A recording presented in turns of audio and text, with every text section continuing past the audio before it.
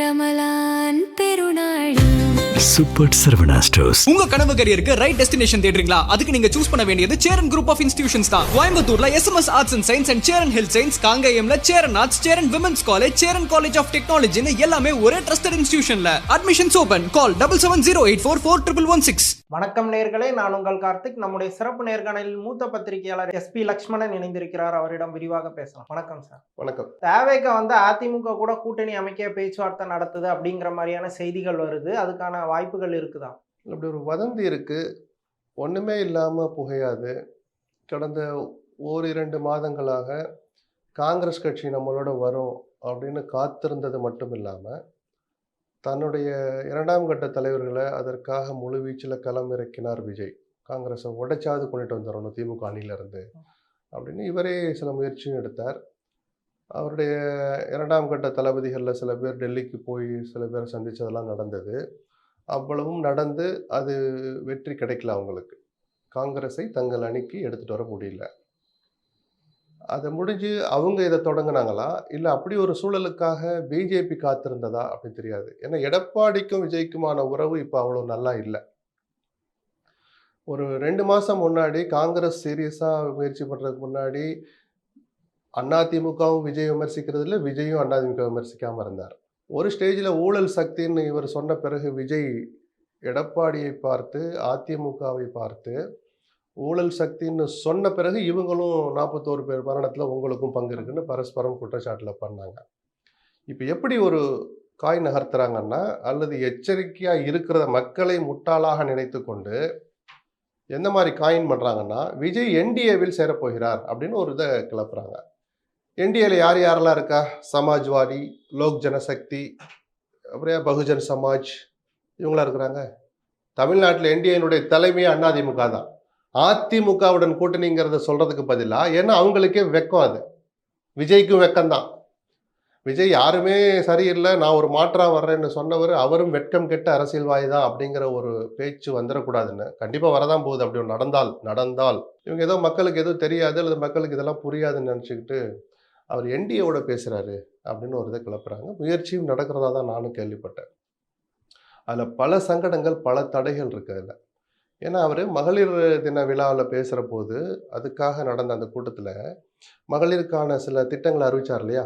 கிட்டத்தட்ட அவரே ஆட்சியில் இருந்து அல்லது ஆட்சிக்கு வந்தால் கொடுப்பேன் ஒரு தன்னம்பிக்கையோட நான் ஆட்சிக்கு வருவேன், நான் இதெல்லாம் செய்வேன்னு சொல்கிற போது இவர் ஒரு 50 சீட்டு 60 சீட்டை வாங்கிட்டு துணை முதலமைச்சர் வாங்கிக்கிட்டாலோ இல்லை ஏதோ ஒரு ஒப்பந்தம் கணிஞ்சு ஆளுக்கு 2.5 வருஷம்னு பிரிச்சுக்கிட்டாலோ இவ்வளவு சுதந்திரமாக தான் நினைத்ததை, தங்கள் கட்சி நினைத்ததை செய்ய முடியாது.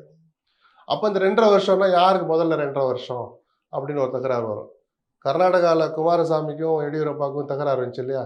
2.5 வருஷம் இருந்துவிட்டு கடைசி 2 வருஷம் கொடுக்க மாட்டேன்ட்டாங்க. அது மாதிரி இது அரசியல். கிட்டத்தட்ட கர்நாடகா பாணி அரசியல் இங்கே கூவத்தூர்லேருந்தே தொடங்க ஆரம்பிச்சிடுச்சு. தமிழ்நாட்டுக்கும் அந்த வியாதி தொத்திக்கிச்சு. ஸோ இந்த துரோகங்கள், ஏமாற்றங்கள், கழுத்தறுப்பு வேலைகள் இங்கேயும் நடக்கணும் பயந்து விஜய் அதுக்கு தயங்குறதாகவும் ஒரு தகவல். இதெல்லாம் வதந்தி தான். திரும்பவும் சொல்கிறேன், ஒன்றும் இல்லாமல் வதந்தி வராது. அது அப்படியே நடக்கும்னு சொல்ல முடியாது. இந்த வதந்தியே கேட்கறதுக்கு எவ்வளோ அருவருப்பாக இருக்குன்னு தான் நான் யோசிக்கிறேன். அதிமுகவோட உறவு வைத்தால் அது எதற்கு சமம்னு ஒரு தகாத வார்த்தையை சொல்லி அந்த சொன்ன சுவடு மறியறதுக்குள்ள டாக்டர் ராமதாஸ் அதே அதிமுக போய் கூட்டணி வச்ச போது மக்கள் இப்படி லெஃப்டில் தள்ளிட்டு போயிட்டாங்க. அரசியல்வாதிகள் அப்படிதான் அப்படின்னா, அப்போது அந்த அரசியல்வாதிகள் அப்படிதான்னா அவங்க சரியில்லைன்னு சொல்ல அரசியலுக்கு வர்ற விஜய் ஒருத்தரை ஊழல்வாதின்னு, ஊழல் சக்தின்னு சொல்லிட்டு, இன்னொருத்தவங்களை மக்கள் விரோத சக்தின்னு சொல்லிட்டு, அதில் இன்னொருத்தர கொள்கை எதிரின்னு சொல்லி, திமுகவை அரசியல் எதிரின்னு சொல்லி முத்திரை குத்தி அதன்படி அரசியலை பண்ணிட்டு இருக்கிற விஜய் அந்த ஊழல் சக்தியோடு அந்த கொள்கை எதிரியோடு ஒரு உறவு வச்சுக்கிறான்னு என்ன வியாக்கியானம் வேணாலும் சொல்லட்டும். அப்படி ஒன்று நடந்தால் அது தற்கொலைக்கு சமம். விஜயை பொறுத்த வரைக்கும் அரசியல் தற்கொலை தான். அந்த அணி வெற்றி பெறுவதற்கான வாய்ப்புகள் அதிகமாக இருக்குங்கிறதையும் சொல்லுவேன். விஜயனுடைய அரசியல் அதோட முடிஞ்சிச்சுன்னு சொல்லுவேன். அவர் துணை முதலமைச்சராகவே ஆனாலும் அவருடைய உயரம் அவ்வளோதான். கட்சி வளராது, வளர விட மாட்டாங்க. மக்கள் முட்டாள் அல்ல. நீங்கள் என்ன சொன்னாலும் கேட்குறதுக்கு சரிதானா? இப்படி ஒரு ஆபத்தும் இருக்கிறது விஜய்க்கும் தெரியும். ஏன்னா அந்த அளவுக்கு விமர்சனங்களை கூர்மைப்படுத்தினார். எடுத்த முடிவை தெளிவாக எடுத்திருக்கிறார். அதிகம் பேசலை தவிர பேசுகிற வரைக்கும் தெளிவாக சொல்லிட்டார். இவன் அடையாளப்படுத்திட்டார். இவங்க அரசியல் எதிரி, ஒரு கொள்கை எதிரி, ஒரு ஊழல் சக்தி, நான் தனிச்சு தான் வருவேன். நட்பு சக்திகள் வந்தாலும் சரி, வராவிட்டாலும் சரி. நட்பு சக்திகள்னு சொன்னதில் நான் அரசியலை புரிஞ்சுக்கிட்டு சொல்றேன். விஜய்க்கு நட்பு சக்திகள் அதிமுகவும் கிடையாது, பிஜேபியும் கிடையாது, திமுகவும் கிடையாது. இது சாதாரண அரசியல் புரிஞ்சவங்களுக்கு தெரியும். இதுல அவர் ஒரு வியாக்கியானம் வச்சுக்கிட்டு டெஃபினிஷனை மாத்திக்கிட்டு இல்ல நட்பு சக்தியில இவங்களையும் சேர்த்துக்கலாம்னு சொன்னார்னா, நான் திரும்ப சொல்றேன், மக்கள் முட்டாள் அல்ல. இப்போ விஜய் மட்டும் இல்ல, புதுசா வர்ற எந்த கட்சியுமே வந்து எலெக்ஷனை வந்து தனிச்சு ஃபேஸ் பண்ணலாம் அப்படிங்கிற ஒரு நம்பிக்கையில தான் இருப்பாங்க. ஆனா விஜய்க்கு அந்த கான்பிடென்ட் இல்லையோ, தொடர்ந்து யாருக்கும் இல்ல நீங்க இந்த வதந்தியை வச்சுக்கிட்டு விஜய்க்கு கான்பிடென்ட் இல்லைன்னு இப்பவே நம்ம உத்தர குத்த வேண்டாம். ஒரு வதந்தின்னு நம்ம சொல்றோம், ஒரு முயற்சி நடக்குது. இருக்கட்டும் சார், அதுக்கு ஏதாவது ஆதாரம் இருக்கா? காதுக்கு வருதுன்னு நம்ம சொல்றோமே தவிர, ஆமா விஜய் அப்படி தனிச்சு நிக்க மாட்டாரு, கூட்டணி தான் போறாரு நம்மளால சொல்ல முடியுமா? அப்படி எடுத்துக்கிட்டு உறுதிப்பட போய் விமர்சனத்தை வைக்க கூடாது. நம்ம பார்வையை சொல்லலாம். 2 பேரும் சரியில்லை, யாருமே சரியில்லைன்னு ஒருத்தர் வராருன்னா அவர் முதல்ல தான் யாருன்னு காட்டணும் அப்படின்றதுதான் தாத்பரியம். அப்படி இல்லைன்னு ஆன பிறகு அவர் விமர்சிக்கிறது தான் சரியா வரும். அதுல இருக்கிற ஆபத்தை, ஒரு அருவருப்பை, ஒரு மக்கள் படப்போற எரிச்சலை தான் நான் ஒரு எச்சரிக்கையா சொல்லி காட்டினேனே தவிர, விஜய் இந்த முடிதான் எடுக்க போறாரு, அவரை போட்டு சாத்துங்க அப்படிலாம் நம்ம சொல்லலை. எந்த முடிவையும் எடுக்கிற உரிமை விஜய்க்கு இருக்கு, தாவேக்காவுக்கு இருக்கு. அது எடுத்தால் என்ன, இந்த நிலைமைக்கு அப்புறம் எடுத்தால் என்ன ஆகுங்கிறத நம்ம இப்போ இதுவே ஒரு 6 மாசம் முன்னாடி மக்கள் விரோத திமுக ஆட்சியை வீழ்த்துவதான் என்னுடைய ஒரே குறிக்கோள். நான் முதல்வராவதோ, நான் ஆட்சியில் பங்கு கொடுப்பதோ அப்படிங்கிற என்னுடைய கனவுகளை எல்லாம் நான் தள்ளி வைக்கிறேன். திமுக வீழ்த்தணும், அதுக்காக நான் அணி சேர தயார்னா 6 மாசம் முன்னாடி சொல்லியிருந்தாருன்னா அது ஒரு ஸ்டாண்டா போயிருந்திருக்கும். நீங்க இவங்களும் சரியில்லை, அவங்களும் சரியில்லை, ஒருத்தருக்கு ஒரு பேரை வச்சு சீல் வச்சு முத்திரை குத்தி நீங்க பிரச்சாரத்தை கிட்டத்தட்ட ஆரம்பிச்ச பிறகு நான் அதுல ஒருத்தரோட போய் சேர்றேன்னு சொன்னா அது நேர்மையற்ற அரசியல். நேர்மை தர்மத்துக்கெல்லாம் அரசியல் இடம் கிடையாது. அது தேர்தல் அரசியல் சுத்தமா இடம் கிடையாது. விஜய் கிட்ட நான் எதிர்பார்ப்பேன். ஏன்னா நான் சொல்லலை, இதை சொல்லி கொடுத்ததே விஜய் தான். என்கிட்ட அந்த நேர்மையை, அந்த தர்மத்தை, அந்த வெளிப்படைத்தன்மையை எதிர்பாருங்கள்னு சொன்னது விஜய் தான். அதனால அவர்கிட்ட எதிர்பார்க்கிறேன், நான் விமர்சிப்பேன். மற்றபடி எந்த இயக்கமும் எவரோடும் கூட்டணி சேர்றது அவங்களுடைய உரிமை, விருப்பம். அதை எடை போடுறது மக்களுடைய உரிமை. மக்கள்கிட்ட தான் அந்த அதிகாரம் இருக்கு. பாப்போம் என்ன நடக்குது. அப்போ கரூர் விஷயம் டைம்ல கூட எல்லாரும் விஜய் விமர்சிச்ச போது அதிமுக வந்து ரொம்ப சப்போர்ட் பண்ணாங்க. அதை தொடர்ந்து விஜய் ஊழல் சக்தின்னு ஏடிஎம்கேவை பிராண்ட் பண்ணும்போது ஏடிஎம்கே வந்து இறங்கி அடிச்சிட்டாங்க, பிலோ த பெல்ட்லாம் அடிச்சாங்க. இப்போ மறுபடியும் செல்லூர் ராஜ் வந்து அவங்க அந்த தனிப்பட்ட குடும்ப விவகாரம் குறித்து பேசும்போது டிஎம்கே பண்ற சதி அப்படிங்கிற மாதிரி விஜய்க்கு சப்போர்ட்டா பேசுறாரு. ஸோ ஏடிஎம்கே அப்படியே மெல்லமா சாஃப்ட் கார்னர் ட்ரை பண்றாங்களா? இல்லை, இதை மக்கள் தான் புரிஞ்சுக்கணும், மக்கள் தான் கவனிக்கணும். ஒரு கூட்டணிக்கு வந்தா ஒருத்தரை பத்தி என்ன பேசுறாங்க, கூட்டணிக்கு வரலைன்னா என்ன பேசுறாங்க. ஒருவேளை கூட்டணிக்கு வந்துட்டா விமர்சிக்கப்பட வேண்டிய விஷயங்கள்ல கூட விமர்சிக்காம தவிர்க்கிறது. நிஜமாவே சங்கீதா விஜய் விவகாரம் தனிப்பட்ட விவகாரம் தான், அது யாருமே மறுக்கலையே. ஆனா அந்த விஜயை பொது வழியில வந்து அது ஒரு ஒர்த் இல்லை அப்படின்னு சொல்லும்போது அதை கிழிக்கணுங்கிறதும், அது பொது வழிக்கு வந்தாச்சு. விஜய் தான் கொண்டு வந்தார். என் விஷயம், அதை பத்தி கவலைப்படாதீங்கன்னா சொல்ற உரிமை பக்காவான வார்த்தை, ரொம்ப சரியான வார்த்தை. தன் முன்னால் இருந்திருக்கிற ஆயிரக்கணக்கான மகளிர், பெண்கள் மனசிலையும் அந்த சங்கடம் இருக்கும். அப்படி சங்கடப்படுகிற தன் கட்சி நிர்வாகிகளுக்கு விஜய் சொல்ற ஆறுதலான நம்பிக்கையான வார்த்தை, என் குடும்ப விவகாரம் நான் பார்த்துக்கிறேன். நீங்க கவலைப்படுற அளவுக்கு அதெல்லாம் ஒர்த்து இல்லைன்னு சொன்னதுதான் திமிர்த்தனம்னு நான் திருப்பி சொல்றேன். அது ஆணவம். தமிழ்நாட்டு மக்கள், குறிப்பாக பெண்கள், இந்த கலாச்சாரத்தை மதிக்கிற பெண்கள் விஜயினுடைய இந்த திமிர்த்தனத்தை ஆதரிக்க மாட்டார்கள், ஆதரிக்க கூடாது. அதுக்கு மேல கடுமையான வார்த்தையை பயன்படுத்த நான் விரும்பல. அதான் தமிழ்நாட்டு மக்கள் எப்பவுமே வந்து அண்ணன், தம்பி, இல்ல அக்கா, தங்கச்சி, அம்மா அந்த மாதிரியான உறவுகளுக்கு ரொம்ப இம்பார்ட்டன்ஸ் கொடுக்கக்கூடியவங்க. விஜயுமே வந்து அண்ணனாவோ இல்ல மகனாவோ, நீங்க அன்னைக்கு அறுவடை திட்டத்திலே தாய் மாமன் சீரு, அண்ணன் சீரு, அண்ணன் இது அதுன்னு சொல்றீங்களே, அப்படிலாம் சொன்னதுக்கும் நீங்க கடைசியா ஒரு ஏதோ விருந்து வச்சுட்டு அதுல இலையில கொண்டாந்து எதையோ வச்ச மாதிரி அந்த வார்த்தையை சொல்றீங்களே. திருமணமான பெண்கள், திருமணம் ஆகாத பெண்கள் கூட விஜயினுடைய ரசிகைகள். நான் ரொம்ப சொல்றதுக்கு மனசு வலிக்குது. ஒரு என்ன சொல்ற, ஒரு புத்தியை முழுமையாக செலுத்தாமல் தான் அவர் ஆதரிக்கிறாங்க. ஒரு மேட் கிரவுட் மாதிரி தான் இருக்கிறாங்க. அதுல என்னுடைய உறவுகள் இருக்கலாம், உங்களுடைய அக்கா தங்கச்சி இருக்கலாம், நம்முடைய நண்பர்கள் இருக்கலாம். யாரா இருந்தாலும் அவங்களும் தமிழ்நாட்டு பிரஜைகள் தான், நம்மளுடைய சகோதரிகள் தான், உறவுகள் தான். எதை பத்தி யோசிக்காம விஜய் என்ன செஞ்சாலும் சரி. ஒரு பொண்ணெல்லாம் சொல்லுது சங்கீதா பொண்ணா நாங்க இருக்கோம்னு ஒரு தப்பான அர்த்தத்துல சொல்ற போது கன்னத்துல அரைஞ்சிருக்க வேண்டாமா? விஜய் அரைஞ்சிருக்க வேண்டாமா? சொல்லுங்க சார். அக்கிரமமான வார்த்தை இல்லையா அது? அவங்க பெத்தவங்க என்ன பண்ணிட்டு இருக்கிறாங்க? அப்போ அந்த அளவு, அதான் பைத்தியக்கார கூட்டம் நான் சொல்றேன். அதோட வார்த்தைக்கு அர்த்தத்தை கொஞ்சம் எடுத்து வச்சு விலகி பாருங்க. ஒரு பேரா எழுத சொல்லுங்க. நீ சொன்னமா நான் இருக்கிறேன்னு சொன்னியே, அதை பத்தி ஒரு அர்த்தத்தை எழுதுமானா வரி எழுத முடியுமா? தமிழ்நாட்டு பெண் அவங்க போனா நான் இருக்கிறேங்குத என்ன சார் சொல்றது? அதை ரசிக்கிறதுக்கு ஒரு கூட்டம் இருக்கு சார். இந்த முட்டாள்தனமான கூட்டத்தை கொஞ்சம் தள்ளி வைங்க. இந்த மாதிரி புத்தி உள்ளவங்களா சொல்ற, விஜய் ரசிகர்களை மொத்தமா சொல்லலை, இந்த புத்தி உள்ள முட்டாள்களை எல்லாம் தள்ளி வச்சுட்டு, திருமணமான பெண்கள் ஒருவர் விஜயனுடைய இந்த ஆணவத்தை ரசிக்க மாட்டாங்க, முகம் சுளிக்க தான் செய்வாங்க. இது மாதிரியான கலாச்சாரம் வளர்றது நல்லதில்லை. அது ஒரு தலைவர் லட்சக்கணக்கான பேர் தன் பின்னால் திரண்டிருக்கிறாங்கன்னு தெரிஞ்சிருந்தும் அந்த இளைஞர்களுக்கு இளைஞர்களுக்கு தவறான பாடத்தை கற்றுக் கொடுக்குற ஒரு தலைவன்னு சொல்லவே எனக்கு நான் கூசுது. அந்த இடத்துக்கு தகுதியானவர் அல்ல. விஜய் தன்னை மாத்திக்கணும். நான் இது பல தடவை சொல்லிட்டேன்.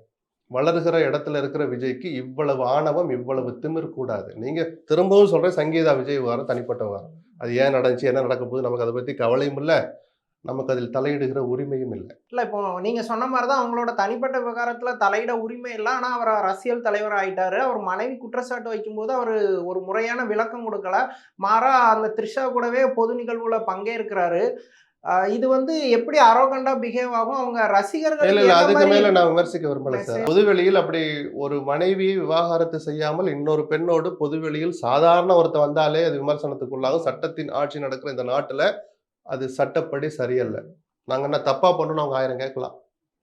ஆனால் ஒரு தலைவனாக தன்னை சொல்லிக் கொள்கிறவர், லட்சக்கணக்கான மக்களுடைய ஆதரவு இருக்குன்னு அவரை பிடிக்காதவங்க கூட சொல்கிற போது அந்த அளவுக்கு ஒரு ஆதரவு வட்டத்தை வச்சிருக்கிறவர், இளைஞர்களை குறிப்பா வச்சிருக்கிறவர், இப்படி நடந்துக்கணுமாங்கிற கேள்வியை அவருடைய ரசிகர்களே கேட்க ஆரம்பிச்சிட்டாங்க.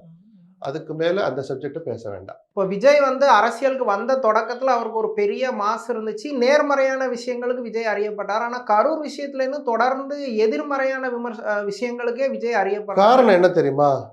அந்த செல்வாக்கு வளருதுன்னு புரிய தெரிய அவரோ அல்லது அவருக்கு ஆலோசனை சொல்கிற பிரகஸ்பதிகளோ அவர் எங்கேயோ கொண்டு வைக்கிறாங்க. ஒரு பிம்பத்தை கட்டமைச்சு நீங்க அங்கேதான் அந்த உயரத்தை விட்டு வந்துடாதீங்க, நீங்க கடவுளுக்கும் மேலானவர் அப்படின்னு எதையோ சொல்லி அவர் மனசை மயக்கி இருக்கிறாங்களோ அல்லது இவரே மயங்கி இருக்கிறாரோ தெரியல. அதனாலதான் திமிரும் ஆணவமும் வருது ஒரு பேச்சுல. நான் இது தொடர்ந்து சொல்ல, இன்னைக்கு சொல்லலை, நான் இதை ஒரு மாசமா கவனிச்சுட்டு சொல்லிட்டு இருக்கேன். அடுத்தடுத்து அவர் பேசுகிற கூட்டங்கள்ல திமிர்த்தனம் கூடிக்கிட்டே போகுது, ஆணவம் வெளிப்படுது வார்த்தைகள்ல.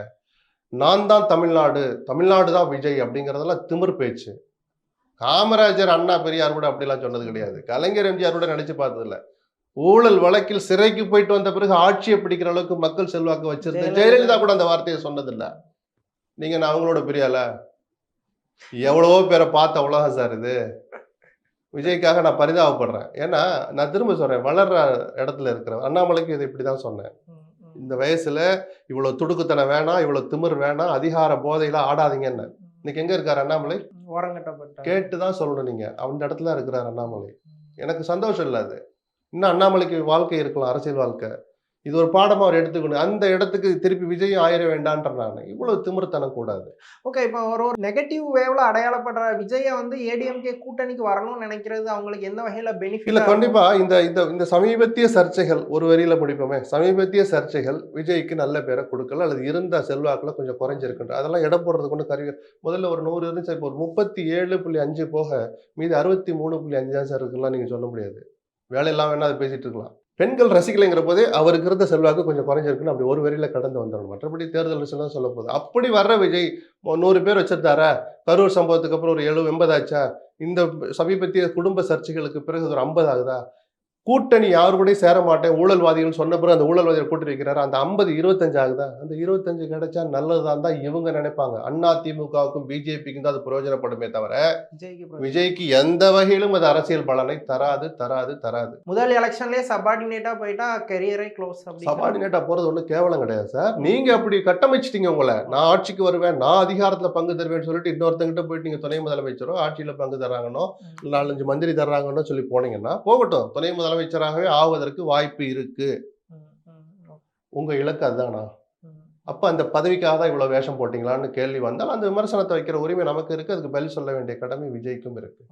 ஓகே, இப்போ ஏடிஎம்கே அலைன்ஸ்ல வந்து டிடிவி வரும்போது ஒரு பெரிய பெர்ஸ்பெக்டிவ் கிடைச்சது, ஏடிஎம்கே அலைன்ஸ் பவர் ஆயிடுச்சுன்னு. இப்போ அவங்க விஜய் எக்ஸ்பெக்ட் பண்றதை வச்சு பார்க்கும்போது அவங்களுக்கு ஒரு ஃபியர் இருக்கா டிஎம்கேக்கு? அப்படி பார்த்தா இன்னைக்கு வலுவான அணி யாருக்கிட்ட இருக்குன்னு நம்ம எல்லாருமே நினைச்சிட்டு இருக்கிறோம். நானும் சொல்றேன், திமுக வலுவான அணின்னு சொல்றோம். இந்த வலுவான அணியை கட்டமைச்ச பிறகு ஒரு பத்திரிகை விழாவில் போய் ஒரு கருத்தரங்களை முதலமைச்சர் பேசுறார், எங்கள் அணிக்கு மேலும் சில கட்சிகள் வருங்கிறார். அப்ப பயத்தினாலயா? எதிராளியை பலவீனப்படுத்துவது, எதிராளி மேலும் பலம் பெறாமல் தடுப்பது அப்படிங்கிற ஸ்ட்ராட்டஜி 2 பேருமே யூஸ் பண்ணுவாங்க சார். யாரு வர்றாங்களோ கொடுக்க இடம் இருக்கு, அண்ணா இப்போ சேர்த்துக்கிட்டே தானே போவாங்க. சேர்க்கறதுனாலே ஒரு பயம்னு எடுத்துக்க வேண்டாம். அப்படி திக்கற்றவர்களுக்கு, ஆதரவற்றவர்களுக்கு, ஏற இடங்கள் கிடைக்க வழி இல்லாதவங்களுக்கு ஒரு ஆதரவு கொடுக்கறதுங்கிறது என்னை பொறுத்த வரைக்கும் அது சமூக நீதியில் ஒரு பங்குன்னு தான் எடுத்துப்பேன் நான். இல்ல விஜய் வந்து தன்னை டிஎம்கே வெஸ் டிவிகேன்னு ஒரு விஷயத்த போர்ட்ரேட் பண்றாரு. ஸோ செகண்ட் பிளேஸ்க்கு அவர் ரேஸ்ல வேகமா வந்துடக்கூடாதுன்னு ஒரு ஸ்ட்ராட்டஜிக்கலா ட்ரை பண்றாங்க. தெரியல, இது பிஜேபியுடைய சதியும் கூட இருக்கலாம் இல்லை. அதனாலதான் என்டிஏங்கிற வார்த்தையை பயன்படுத்துறாங்க. நல்லா என்டிஏவுக்கு விஜய் இழுக்க முயற்சி, பவன் கல்யாணம் வச்சு பேசுறாங்க. அதெல்லாம் இப்போ வந்தது, ஒரு 4-5 நாளாவே அது ஓடிக்கிட்டு இருக்கு. என்டிஏவுக்கு வாங்க அப்படின்னு என்டிஏ ஒன்று எக்ஸப்ட் ஏடிஎம்கே மாதிரி. நீங்க யார ஊழல் சக்தின்னு சொன்னீங்களோ ஆதாரம் இருக்கா இல்லையா, அது உண்மையாலாம் மக்கள் முடிவு பண்ணட்டும், கோர்ட் முடிவு பண்ணட்டும். நீங்க 10 நாள் முன்னாடி ஒருத்தர் ஊழல் சக்தின்னு சொல்லுவீங்க, அந்த ஊழல் சக்தி தலைவராக இருக்கிற என்டிஏல போய் நீங்க சேர்ந்தீங்கன்னா உங்களை மக்கள் எப்படி பார்ப்பாங்க, இல்ல எப்படி பார்க்கணும்னு நீங்க விரும்புறீங்க சார்? சொல்லுங்க. திரும்ப சொல்றேன், மக்கள் முட்டாளுங்களா? உங்களை விட புத்திசாலி, நம்மை விட புத்திசாலி. அவங்களுக்கு எப்படி இடம் போடணுங்கிறது தாராளமா தெரியும் சார். நீங்க சொல்றது பூரா நம்புறது கேட்டா இதா? ஓகே, விஜய் டிவிகேக்கு வந்து 234 தொகுதியிலையும் கேண்டிடேட் போடுற கெப்பாசிட்டி கிடையாதுன்ட்டு பலரும் ஹார்ஸா விமர்சனம் வைக்கிறாங்க. ஸோ அவங்க அலைன்ஸை நோக்கி தான் போய் அப்படி நான் நினைக்கல. கேண்டிடேட் கிடைக்காமலாம் அந்த கட்சி இல்லை. கிடைக்கிற கேண்டிடேட் செல்வாக்கு மிக்கவரா, ஊர் அறிஞ்சவரா, தொகுதி அறிஞ்சவரா, இந்த மாவட்டம் அறிஞ்சவரா, இந்த மாநிலம் அறிஞ்சவரானா அதுல கேள்விக்குறி இருக்கும். ஆளே கிடைக்கலைங்கிற அளவுக்குலாம் அந்த கட்சி இல்லை. கட்டமைப்பு இல்லைங்கிறத நான் 100% ஒத்துக்குவேன். கிராமங்கள் தோறும் கிளைகள் இல்லை. தன்னெழுச்சியாக வந்த விஜய் ரசிகன் இருக்கானே தவிர ஒரு கட்டமைப்பு இருக்கணும், பூத் கமிட்டி போடணும், ஒரு கிளைக்கழகம் இருக்கணும் அப்படிங்கிற அளவுக்கெல்லாம் இன்னும் அந்த கட்சி தன்னை கட்டமைச்சுக்கல. அதுக்கு நேரமும் இல்லை. இதுதான் நம்ம ஆரம்பத்தில் சொல்லிட்டு இருந்தோம், நேரம் குறைவா இருக்கு, விஜய் போய் ஷூட்டிங்ல இருக்கிறாருன்னு 1 வருஷம் முன்னாடி எல்லாம் பேசணும். அதனால கேண்டிடேட்டே இல்லைங்கிற வாதத்தை நான் ஏற்றுக்க மாட்டேன். பலவீனமானவர்களா இருப்பாங்கிறத நான் ஒத்துக்கிறேன். அது எல்லா கட்சியிலும் இருப்பாங்க. தாவேக்கால இந்த முறை அதிகமா இருக்கும். ஓகே சார், தமிழ்நாடு அரசியல் குறித்து பல விஷயங்களை விரிவாக பேசுனீங்க. ரொம்ப நன்றி. நன்றி.